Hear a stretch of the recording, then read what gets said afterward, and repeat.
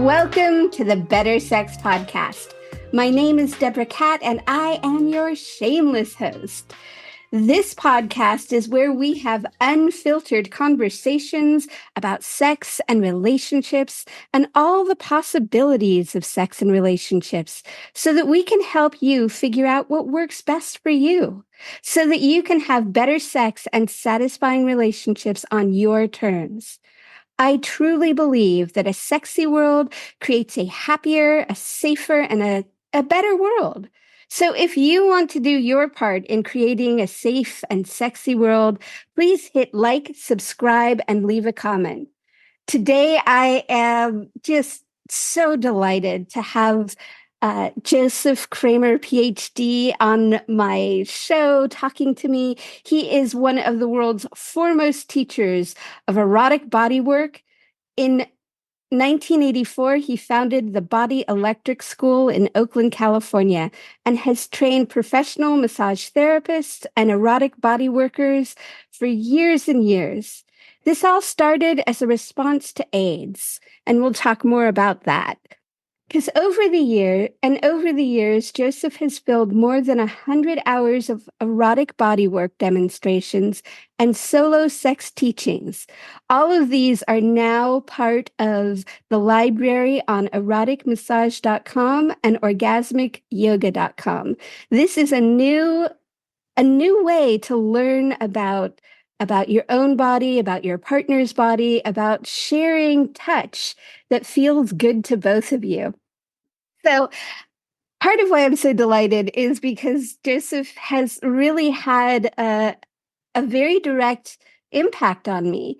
Back, I'd say in the mid '90s, I worked with a collective of body workers and sensual body workers, and one of the places that we went to learn about how to touch male genitalia was to Joseph's videos.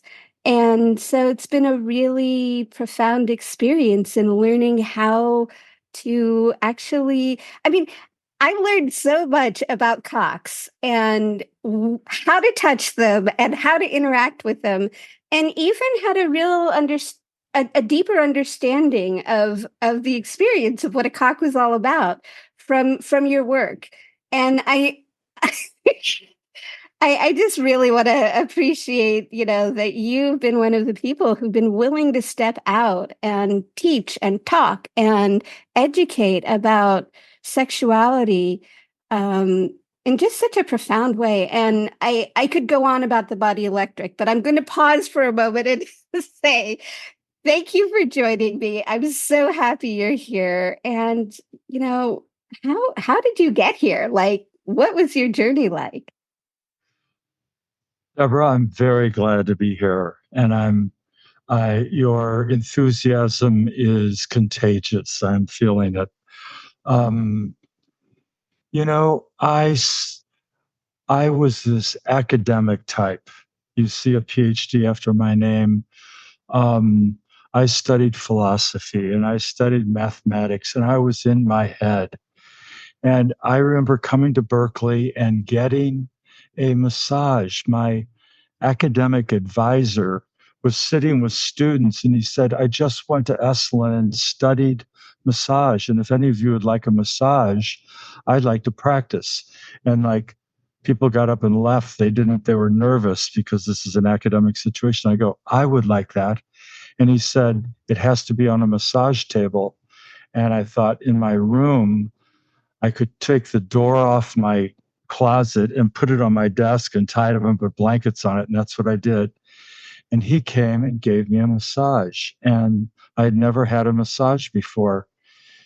And it was 2 hours of the most important education I had up to that point. I'd done all the studies. I was in graduate school in Berkeley, and my body turned on. I was paying attention to what this person was doing. And he said, I just studied at Esalen. And you know what I remember most about this whole massage was the webbing between my toes. And he was massaging this, and I go, oh my God, I didn't even know that existed. I was just so aware of all of this. And after that 1 2 hour session, I go, I want more massage. In fact, I want to be a masseur. And so within a year, I went to massage school in Berkeley here and got certified, not so much really to be a masseur, but I wanted to get a lot of massage too. But then I started giving massage, and I just found it was so important. It pulled me out of this heady thing that I was from the neck up so much in my education. And I started feeling I had a body. Mm. And so, and I love giving massage. I found that I wasn't distracted at all. I was distracted reading books and distracted reading an essay. But when I'm touching someone, I was totally present. It pulled me in, the feel of their skin and the texture under the skin. And I studied a lot of other ways of touching, acupressure and all this. And I love giving massage. And after several years, I said, I'd like to start a massage school. I'm Mhm. going to start a massage school. And that's where Body Electric came from. And Body Electric comes from, the term is from Walt Whitman, who said, I sing the body electric. But for me, Body Electric was the aliveness in one's body that you feel. Mm. And I started this massage school, but I had no intention of being involved with erotic massage or sex education. This was massage. And I'm an introvert. And I thought, oh, this will be quiet. It'll be a quiet education. And I like giving quiet massage. I didn't even talk very much. Now over the years, I've learned to ask people questions and all this. But at the beginning, it was just quiet and they spaced out. So that was my beginning, was touch, but how important touch was.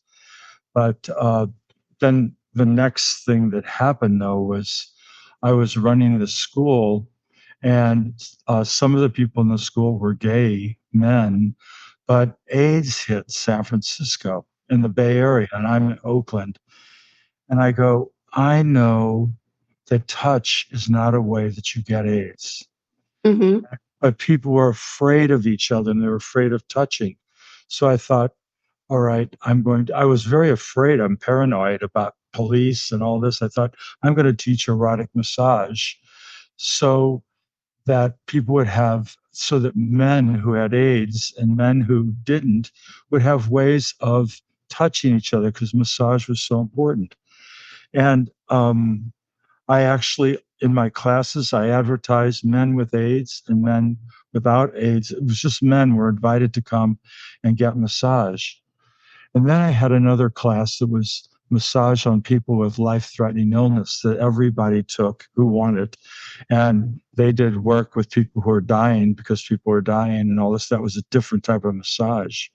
But the erotic massage, um, became very popular. And one of the gay magazines, The Advocate, did a cover story on this. This is in 1987.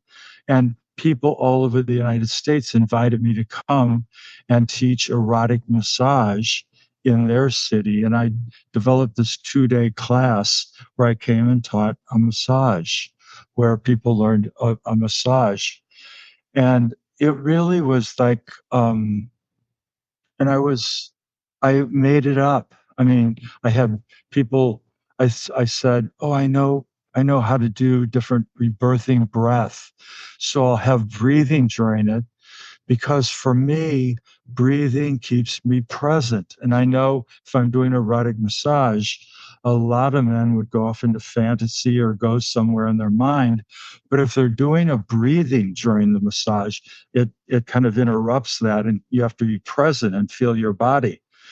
That I just that's a good idea. Well, it was an amazing idea, because when people stayed present for erotic massage, they had even better experiences, and they were going, oh my God, this is amazing. So people started taking these massages into their own life.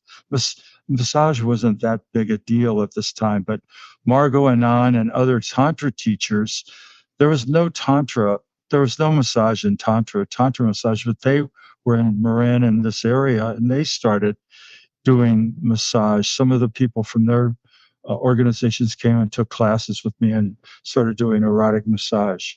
I just So want to pause you yeah, for a yeah, second. yeah, yeah. There's so much there that you've already covered, but I do want to just as you said, I mean, back it's hard to fathom that, because we were in San Francisco, in the Bay Area, which was really the birthplace of sensual massage, partly because there were a lot of women who followed Osho and the Tantra paths, who were wanting to bring this sensuality and this sexuality out into the world.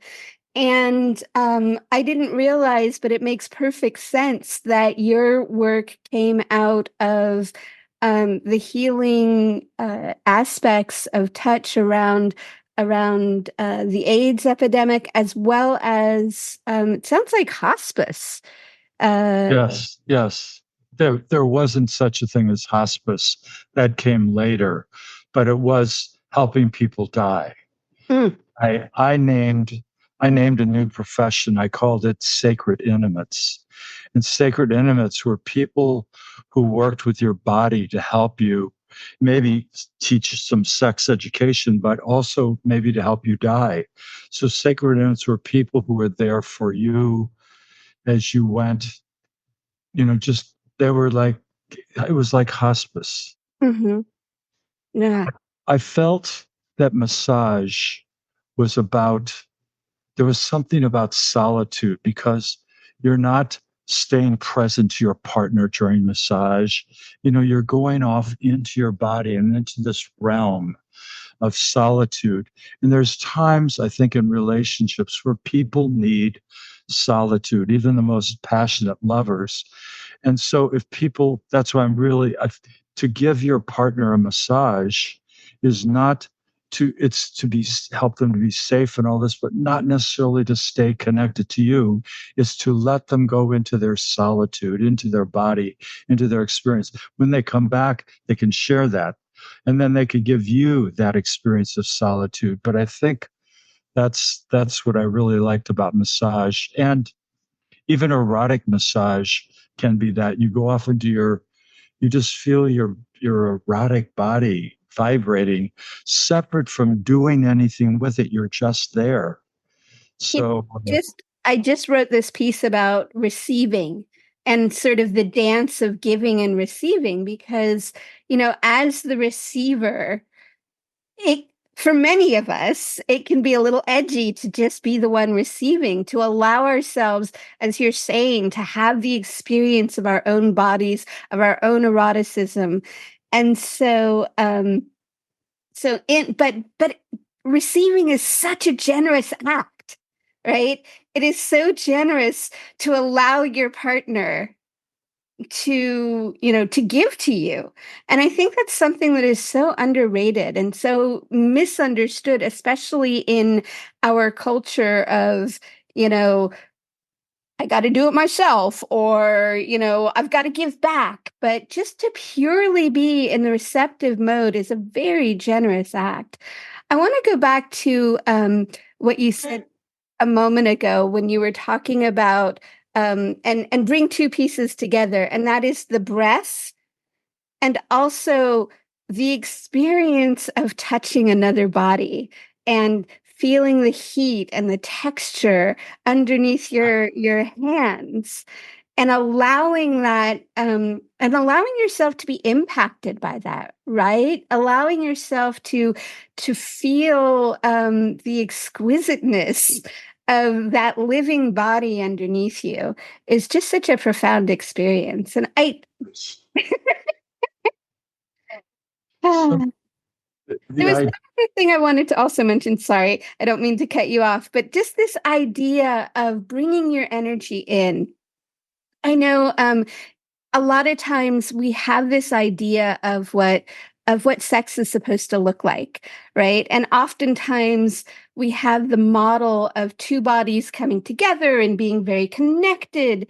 And for some of us, you know, yes, we're with our partners, but yes, we're with our bodies and our own sensation. And so being able to have that experience where it's like we have all of our attention, whether it's in a, genitalia erotic zone or the back of the neck or the hair, and really just allowing ourselves that full exploration of what is possible in these amazing bodies. So And a lot of us, we need to feel safe doing that. We need to trust somebody who's with us.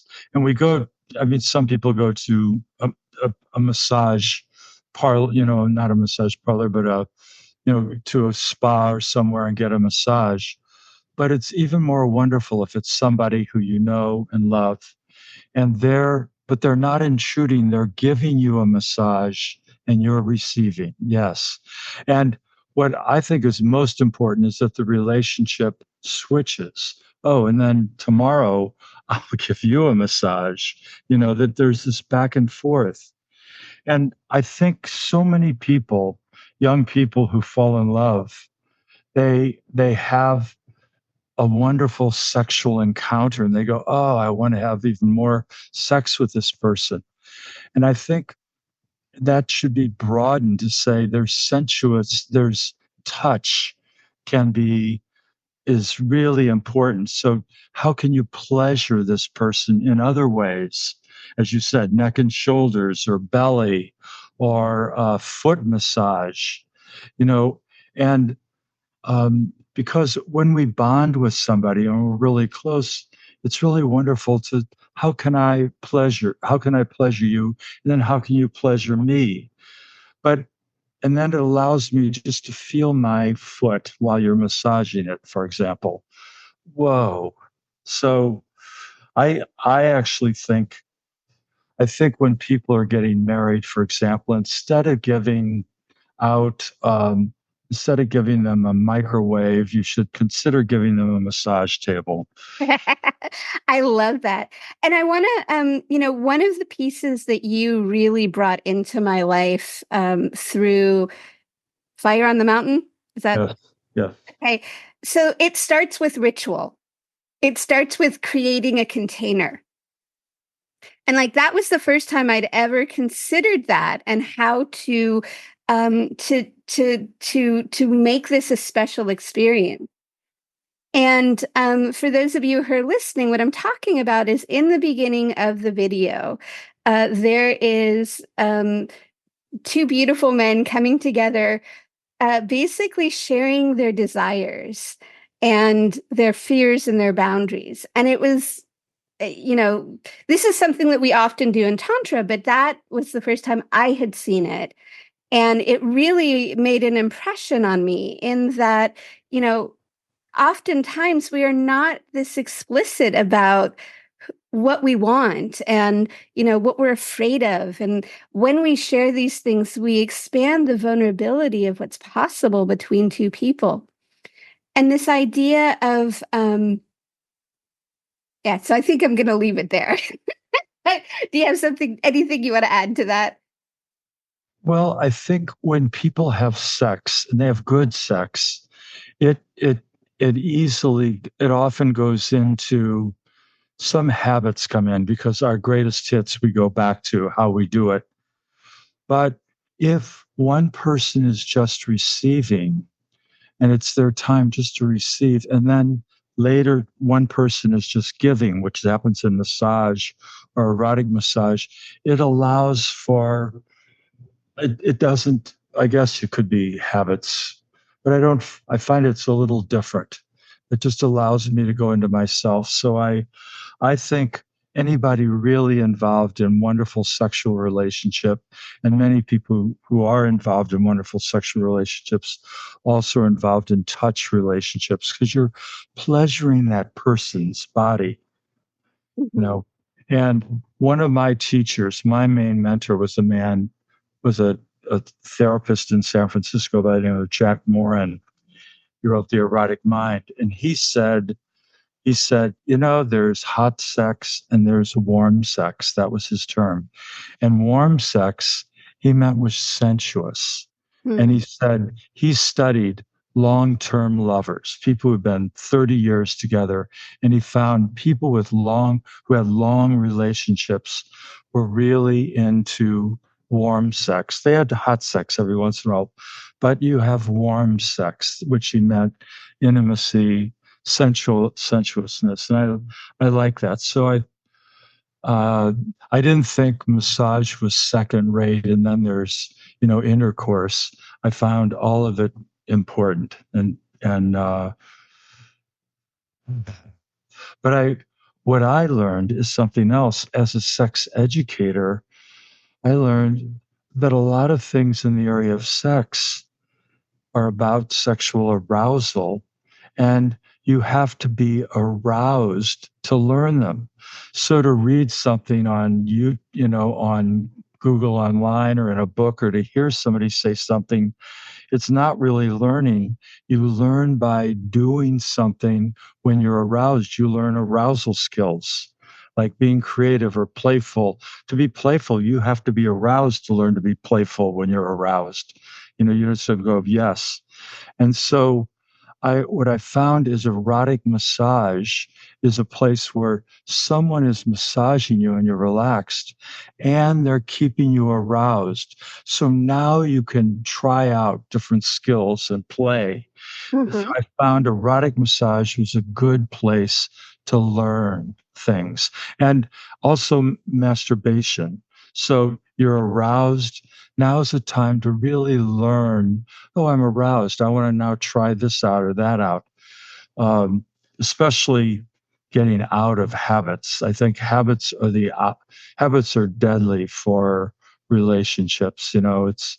Especially some sexual habits. People get into habits, and yeah, we're getting off, we're doing it, but it's kind of the same every time.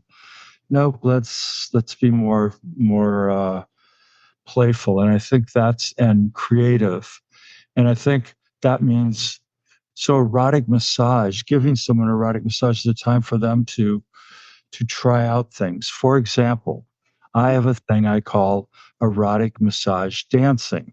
And what I say is during erotic massage, this isn't a time like massage just to be quiet and receive, but to respond. So oh, I'm getting aroused, so I'm going to move my body, not not move my body into having sex with my partner. I'm moving my body to feel what that feels like, to move the sex around, to move the feelings around, or I'll breathe in different ways, or I'll thrust, move my hips, or shake, or vibrate, or moan. I have people moan a lot louder because when they hear themselves moaning, there's this, feedback. So erotic massage dancing is while you're aroused to dance the arousal, you know, because then when you have sex directly with your partner, you've already awakened up new areas for the dance, the sexual dance. I'm absolutely shaking my head this whole time here because it's just so right on. And I want to just point a couple things out here, if I may. So, in this erotic massage dance, is this both the giver and the receiver? So the way I usually recommend it, the giver has to be in rhythm, of course, and breathing with, but they're letting the dance. They're not engaging the dance, so it doesn't become sex. It's not interactive. There, this is as a sex educator, this is a time for them. I Hmm. guess you could do both, but really, they're there to yes to it's to explore things really within your body. This is a time to because when you're with a partner, part of your intention is Right. attention Part of is your there. intention is, how does my ass look? And, Yeah, you know, right. and And is he or she or they having fun? And what should I do now? And all this. This is just wow. I can just be and move and play and breathe and scream and laugh and be creative. And then so one person I know told me a woman told me um, that I love having sex with my boyfriend after he does erotic massage dancing. When he does all that, he wakes up. Then, okay, now we're done. We've finished that. He's gotten his experience. Now let's have sex. Because she said he's totally awake. And I understand that. And then the important thing about massage is that's reverse. You're not always the receiver. I think there's something wrong, not wrong, but unbalanced in a relationship where one person's the real receiver and one's the giver. You know, no, if you're not a very good giver, maybe you should start learning some giving skills. If you're not a very good receiver, as you said right at the beginning, you should learn some receiving skills, so you can learn, you can teach, you can learn new, things like And this. speaking of education, I would love you to talk a little bit about the creation and of sexological bodywork, where it is now, and yes. So when I was doing all this erotic massage teaching and I was going to different cities, and I became every week there's all these stories about traveling salvation shows where the preacher would set up a tent and do this thing and then move on to the next city and set up a tent and do his.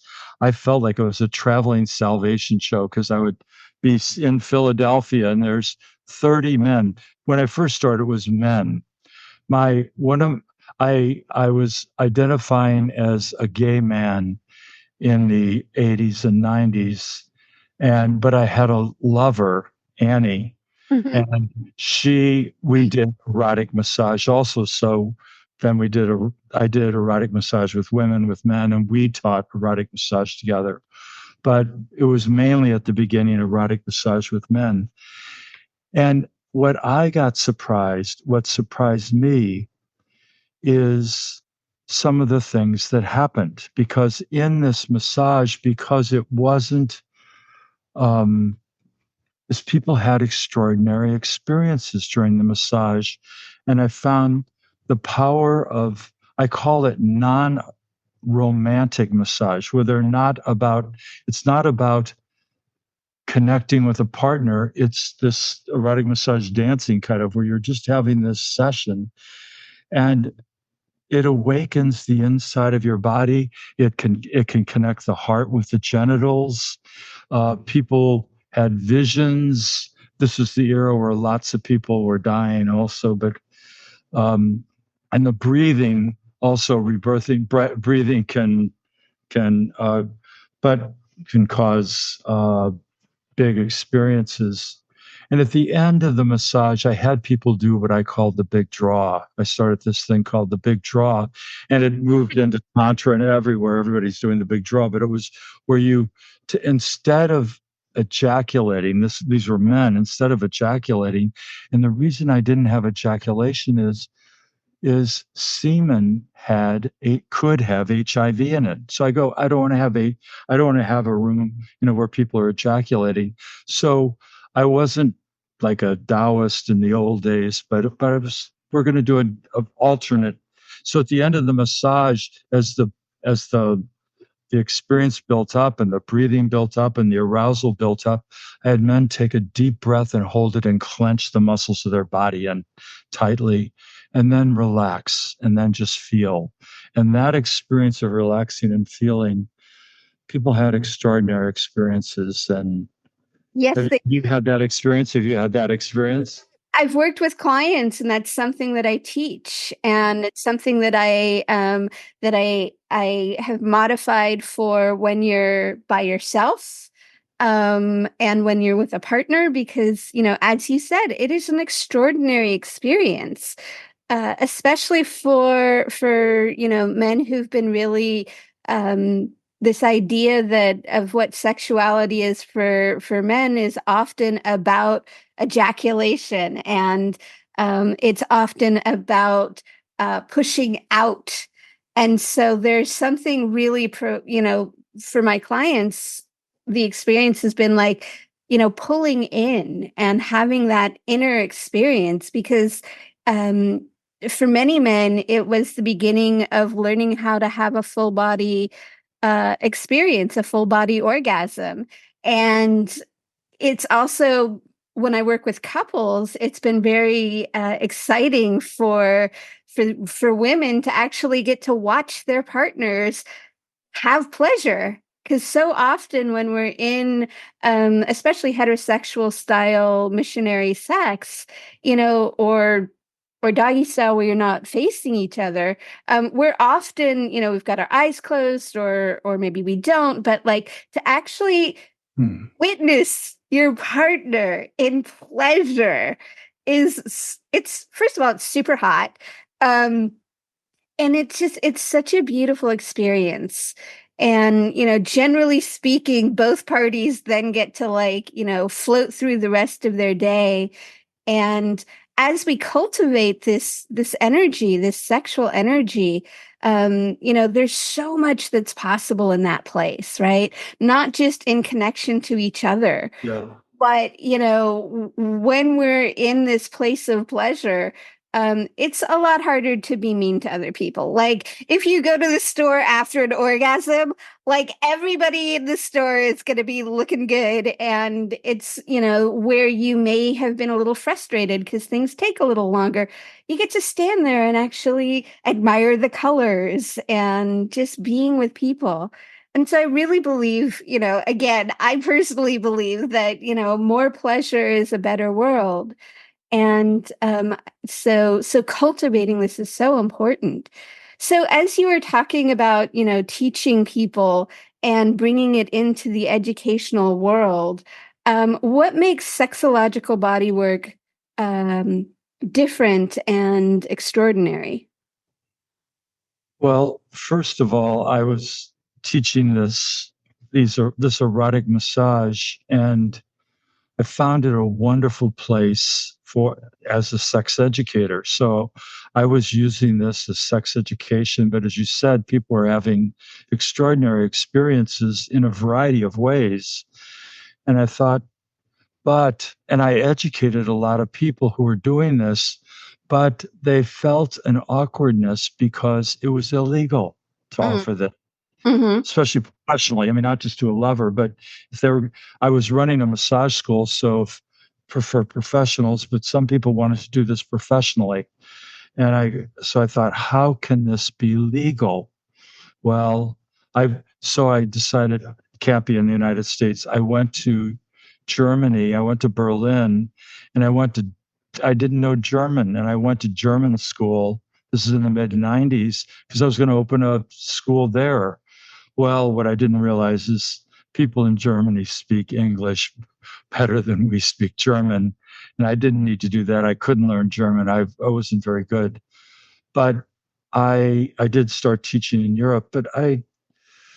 So I came back, and with Annie and I, we went to sex school. We got a PhD in human sexuality in San Francisco, and the school we went to was approved, they call it, by the state of California to train different professionals. So they had it was a sex school, but they had as sex educators and as I don't know, there was a whole list of different professions that they taught, but nothing like to what I was doing erotic massage, because that's illegal.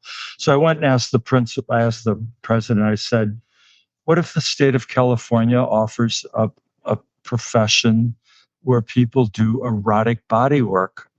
And he said, they won't do that. And I said, well, what if I write it up and you submit it to them? Because if they said yes, and I worked with a professional writer, and we wrote this up. We spent 3 weeks, and this wasn't right.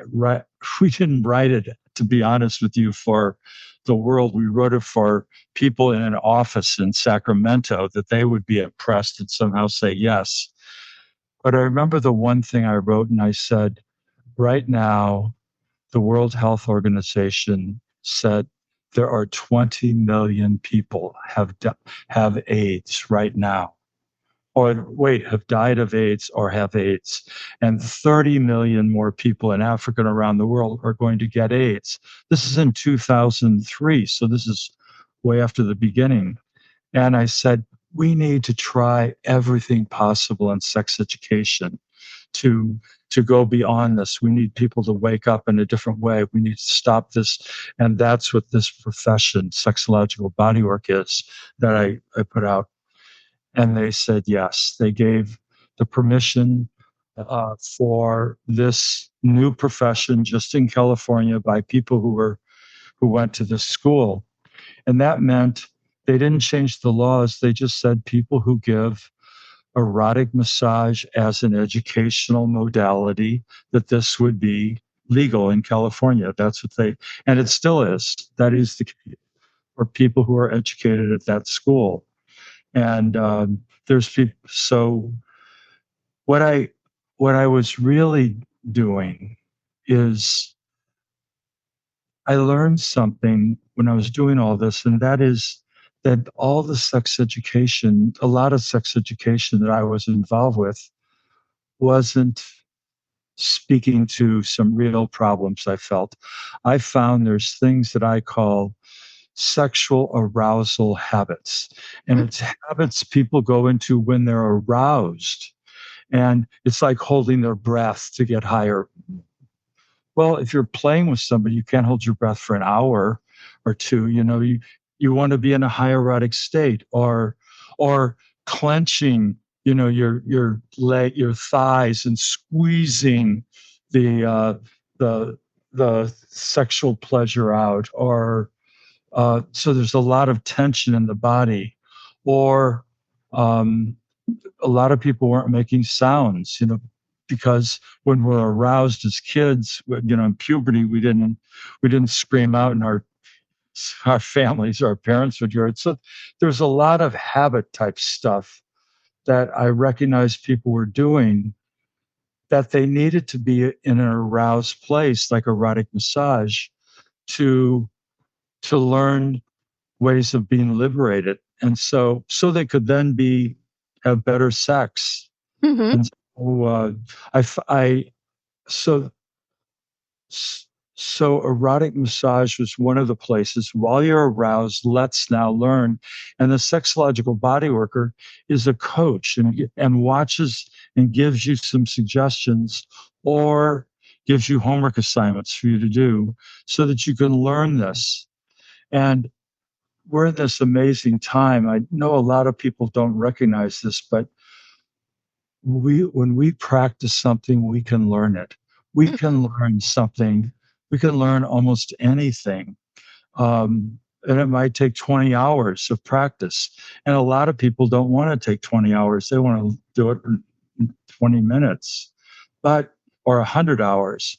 But I started helping. It's practice. You can practice and learn things. And so sexological body workers is a practice-based profession, teaching people, what do you want to learn? For example, one of the things that I think is important is what I call sustained sexual arousal, where you're in an aroused state, and you're gonna be at maybe a high aroused state or a moderate aroused state, but you know how to keep yourself in that state, or with a partner, for a long period. Mm-hmm. And so you can play for a long time in an aroused state, because so much sex, it's like build up, higher, higher, higher, higher, orgasm, orgasm, orgasm, or release, and then you come down. No, well, there's other ways to play. And that was one of the things that I was really big on. Yeah, I just want to be so when you're talking about aroused state, I just want to be really clear, because I know one of the things I work with a lot of men who have concerns because their penises is their penis is they're not always hard. And so, and that's only, in my view, in my experience, that's only part of the arousal arc or cycle. And I just want to be clear, like when you talk about being in this aroused state, what are you specifically talking about, penises or genitalia, or is there more to it? So there, you're right. There's a spectrum. I was right then. I think it's a skill to be in an aroused state for a period, and you learn, that, how to do this, because there's a certain way, there's a certain wisdom of your body that gets activated at different states. So, Mm-hmm. so we're just talking about playing in different states. But what you're pointing out is in play, especially in play with a partner and lovemaking, there's different levels of arousal and there's different, uh, for men, the penis can be soft, but the body's turned on and aroused. Yes, of course. Um, but I think these are things that can be learned. And do you have the ability to be in an aroused? I think there's wisdom that gets activated when you're very aroused, when you're in a high place. I made one video once. I made a lot of videos, but one of them was called "When I'm Hard, I'm Smarter." And I did that because a lot of people say when men are hard, they're dumber because they're making decisions based on their arousal. But no, I think I and I'm 76 years old, so I'm very aware of soft cock. And one of my favorite videos that I made is called Soft Cock Erotic Massage because massaging the nerve endings on the penis can be amazing. And you can even have almost orgasmic feelings without arousal, without being hard. So, and that's on eroticmassage.com. You can go and watch that video. Um, it's a wonderful, and there's a whole class in education around that. Well, I But want to talk just a moment about so one of the things that you're doing differently, which I absolutely love, is, a lot of people are like, shaming around porn. And your view, as I understand it, is that um, if we can be embodied, if we can, or if we choose to actually play with the what we're watching and use that arousal state as an exploration, it absolutely changes things, right? And so what I'm really seeing there is it goes from just a viewer experience to a more embodied experience. And I really, I've been thinking since we started the conversation about, the different types of things that we can watch, the different types of porn that's available to us. Everything from the standard Hollywood, everything's shaved, everything is, there's a team of 20 making sure that, like, there's no dip in the cock. Like, there's that, but then there's also everything in between. And what I really appreciate about, I spent some time watching some of the videos, is it's like the encouragement to self-expression, the encouragement to um self relationship was what I walked away with, going like, oh wow, because it was interesting to actually get to watch um in a non I don't exactly know what the words for it was, but I didn't feel like a voyeur. I didn't feel like I was separate from. I felt like there was almost a conversation happening. And I just found that to be really refreshing.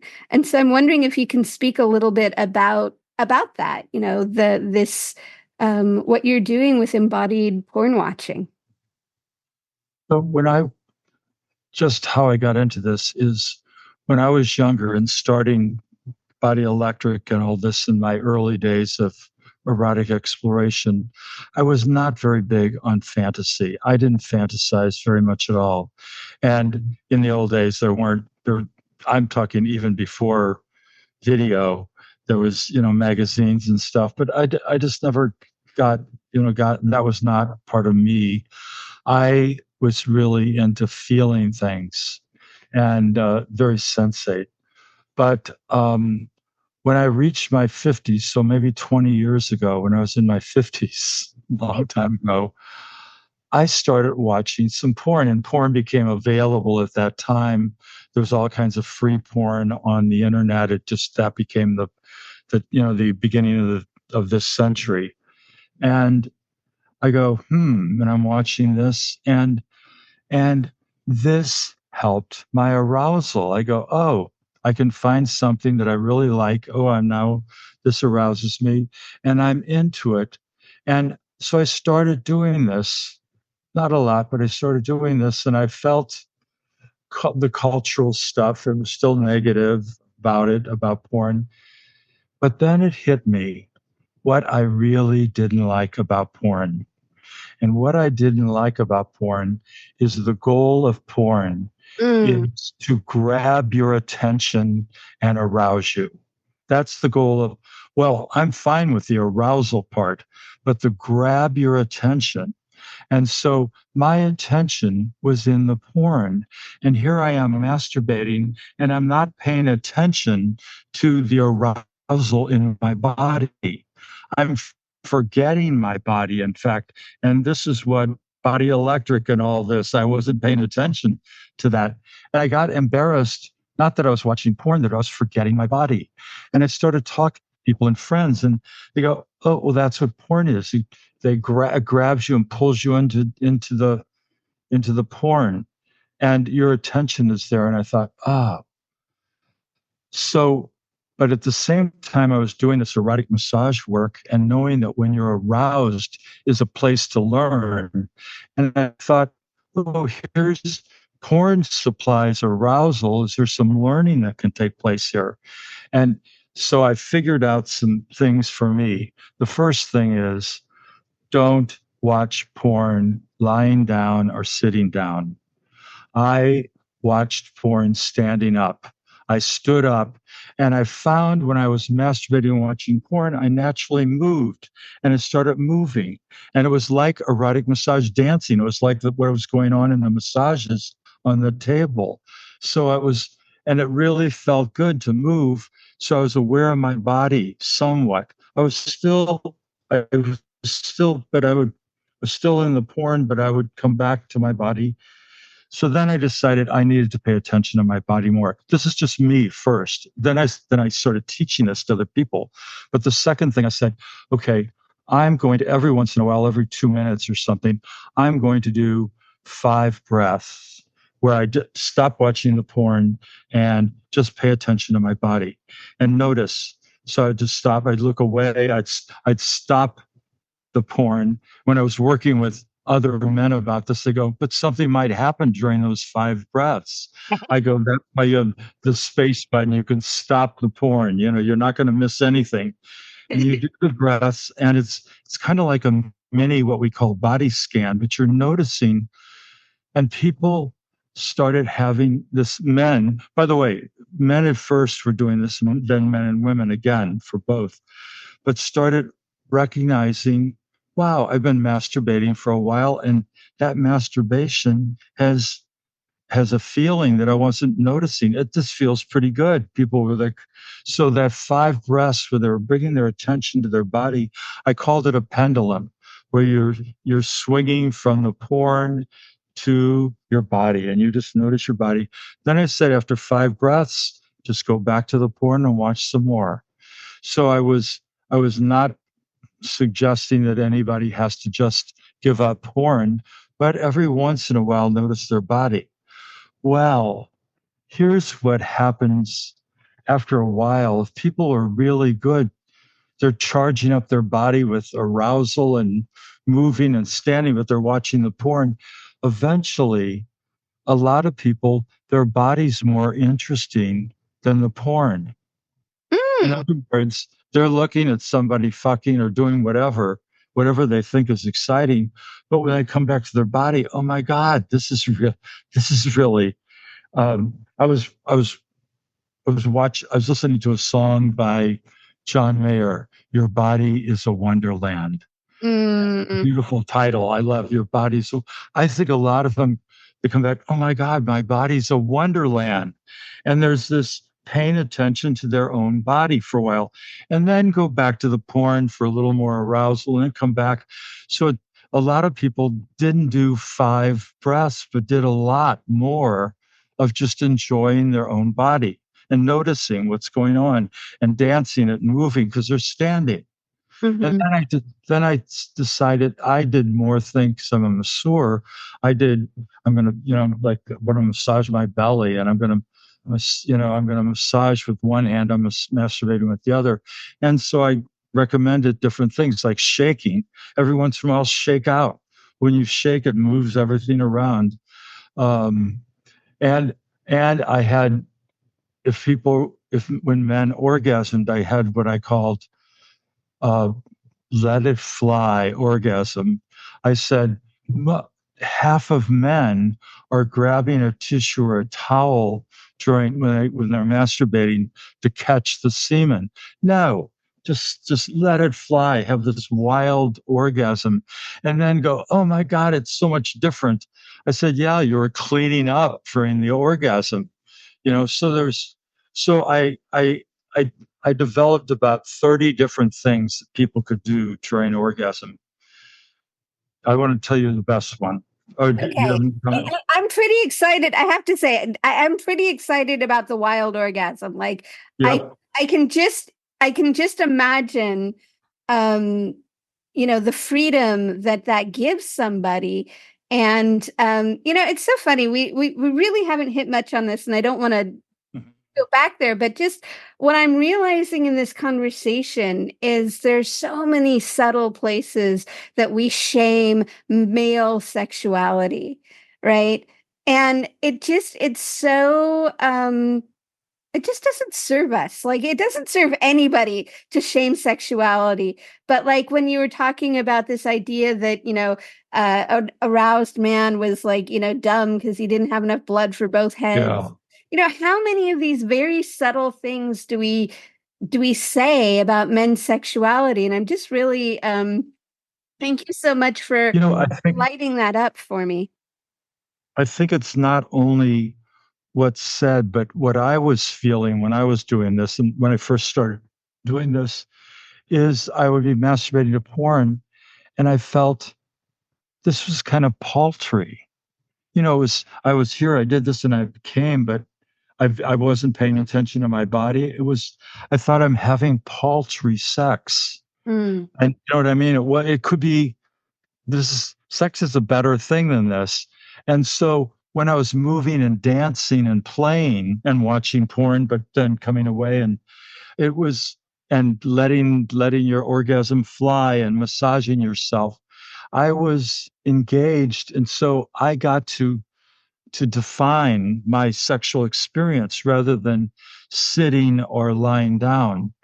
And when one watches porn and has sex over and over, you're in this high state, but you're barely moving usually when you're sitting or lying down. Well, I think that carries over when you're with somebody else. You're aroused, but you're used to being still. And the same with a woman with a vibrator, on the clit or something. There's not a lot of movement here. That so I go, we need something more. And so people are standing. What I started recommending is hands-free arousal. And what I mean by that is while you're standing, for men to anchor a fleshlight, that you can penetrate at penis level, and for people with vulvas to have a vibrator anchored that they can push into and pleasure themselves without their hands. And so then their hands are free. What I've found out is that when we're doing stuff with our hands, like holding a vibrator, this tightens the whole shoulder and the whole chest, especially as you get more intense and it goes on and you're holding it tight. This is tightening the upper chest. If you're doing the same thing by pushing into it, and this is all liberated, it really feels different. It's wonderful. I call it hands free. And I And can so, just imagine running my hands through my hair, yes. my face, and playing with my nipples. And oh my God, like So go. just a second. So I want to say on embodiedpornwatching.com is a free website I have, Embodied Porn Watching. And if you go to the page of doing the pendulum, there's a video of a woman I coached. No, she wasn't. She was non-binary. They were non-binary person that I coached. It was the first time they were doing this pushing in with a vibrator, and they start laughing and they start having fun, and they're playing with their breasts and they're pushing in. They're standing and dancing and pushing in. It's a free video on the at embodiedpornwatching.com.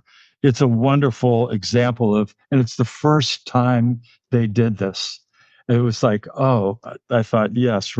Well, here's the important thing for people identified as men, and that is, this gives you a chance when you're thrusting and your hands free and you're watching porn, you're thrusting, you get to practice moving and thrusting.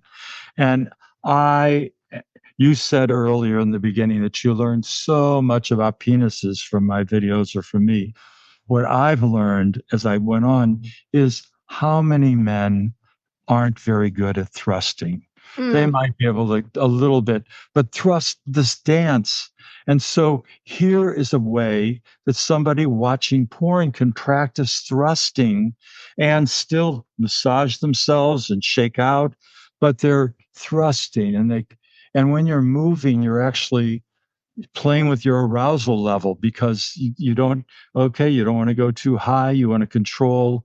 You want control in many. That's the biggest thing for men, is they lose control and ejaculate quickly. But so I think this also, this standing and moving and thrusting hands free, is a place to learn thrusting with a partner. Yeah, And so it sounds like, part of what you're talking about is using this as a kind of a training for partnered sex. That not only is it a training for playing with your own arousal, but it's also a training for being with your partner. So, in fact, I know some married women don't like their husbands watching porn, but I have a variety of ways of engaging women, I have to say. But one woman told me, I'm fine with my husband watching porn if he stands up and does the things you say, because that carries over to sex with me. If he used to not be very mobile, and now he moves around and all this, and we have sex, and I go, good. So I think men naturally aren't fluid. We're tight, and all the part of it's holding, you know. right. Well, So and again, like so many things in our culture, I really, when you see a man on the dance floor yes, exactly. allowing himself to be in his body, it's a beautiful, beautiful thing. So I feel like we have so much more to cover, and I just really want to pause us here. In a moment, I'm going to ask you, like, where do people find you? What are you passionate about in this moment? But first, I want to just give people a way to support the Better Sex podcast. Because as great as a podcast is, and it's amazing as these conversations are, sometimes we need a little bit of accountability, and sometimes we need some support to put things into action. And so if you could use some help, some support, please check out the links below in the show notes. I have an offering for those listeners of the Better Sex podcast, some very reasonable coaching sessions. So please check it out. And I would love to support you in having better sex. And on that note, I'm just going to come back to Joseph and see, so what is it that you are, I mean, I'm imagining that it's this embodied porn work that's got you passionate, but I'm curious where is your passion level these days, and where is it focused?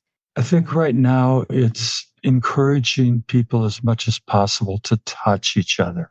Mm. And um, what I'll tell you where I'm working is well, you're a coach, and if somebody wants to learn something sexual, they need to practice. Mhm. And so I've been studying a type of practice called deliberate practice. You might be familiar. And it's a really powerful way to learn. You move outside your comfort level, you practice something. And there's one man I like to follow on Medium, but he does 100 hours of something. He says, I'm going to practice chess, or I'm going to practice Thai massage for 100 hours, or I'm going to, and and after 100 hours, he says, what did I learn? And I don't think we have to do 100 hours, but for example, a man who wants to learn thrusting, you can say, I'm going to do 20 hours of practice. And after 20 hours, you might go, oh, I now know I need a little more, but I've learned a lot. So our brains change, and I'm really excited about practice. And so here's my suggestion for people who are learning just touch, and that is I think to have somebody or to touch somebody with the same stroke 10 times in a row, exact pressure, everything, 10 times. The reason I say that, or could be for 5 minutes.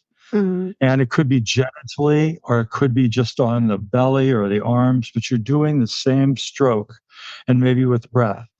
And one of the things people have problems with is maintaining attention during sex. This is education and paying attention to touch. And I think that's what we don't realize. When in giving massage, we have to learn, and in making love, we have to pay attention to this other person's interactions. And this is the era of not paying attention. We're disembodied, and we're out in the virtual world. So I'm really working these days with I think savoring is the overall name that I'm doing of it, savoring touch. So I'm going to touch you 10 times, but keep your attention there. And if you get distracted, it's like meditation, bring it back. And then after I'm done with those 10 times, what are you feeling now? Not what did you feel during the 10 times, but what are you feeling? What are you noticing? Okay, let's do 10 strokes on the penis. So let's do one taste had this thing called oming. I don't know if you know oming. Oh, yeah. Here's 15 minutes of one stroke on the clitoris. So, but I think this is important right now. This is what I'm really interested in, is learning to savor touch, erotic touch, and it can be done. People watching porn can do their version of it, but it can be done with a partner or with yourself, or with massage, without. And I think a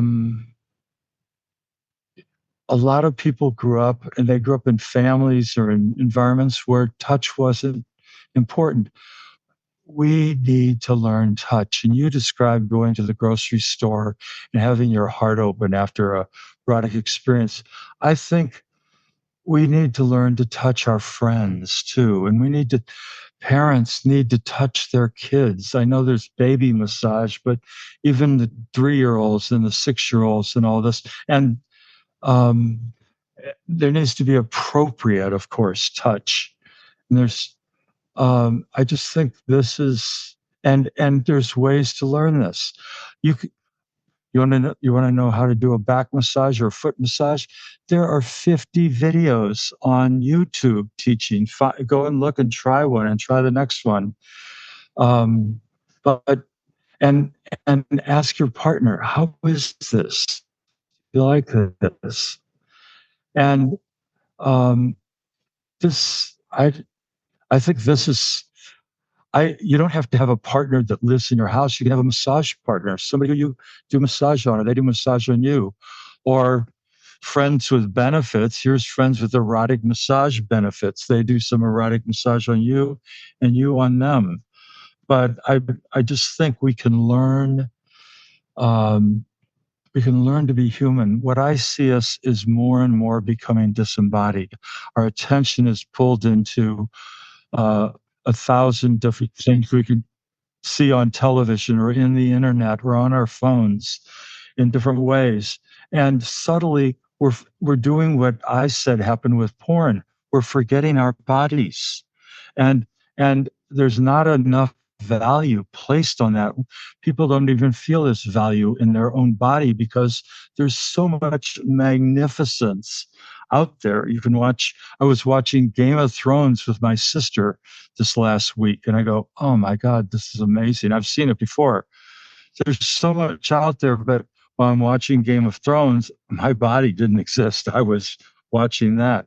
So I see us, it's important to come back, and touch is one way. This is human way, and this is kindness. Touch is a way of being kind to each other, and with each other, and all the stuff that's going on politically and all this. I think we need to feel safe and kind, and especially kids do. I feel kids are more alienated. I feel I had more when I was in high school and all of that than kids today. I think there's even less touch going on. So what I'm really hearing is bringing things back to the body, bringing things back to touch, learning how to be appropriate with our touch, learning how to, I'm loving, the word savor just feels so good when you say it. Yes. Not just not just our lovers, but to savor ourselves. And Yes. And lastly, I just want to underline practice, because as you said, whether it's 5 breaths, 5 strokes, 5 minutes, the more that we actually practice, the more that we have access to that when we're in the moment when we might need it. So again, I almost hate to cut this conversation short, but my guest, Joseph Kramer, thank you, thank you, thank you. You can find him, and his work is at eroticmassage.com, orgasmicyoga.com, and you're on Facebook and Instagram? Yes, but I think it would be the free site. The other site is embodiedpornwatching.com. Aha. Also, it's another one. Embodied porn watching has videos and all this, some of what we talked about. Beautiful. So again, if you know somebody, and I'm imagining that each and every one of us knows somebody that could use this conversation, please share it. Share it widely and unabashedly. And also, to help get the word out about embodied porn, about touch, about savoring, please follow us on social media. And go ahead and like, subscribe, leave a comment, and most of all, practice, savor, and enjoy. Thank you so much, Joseph. I'm so thrilled to have you. Thank you. Thank you very much.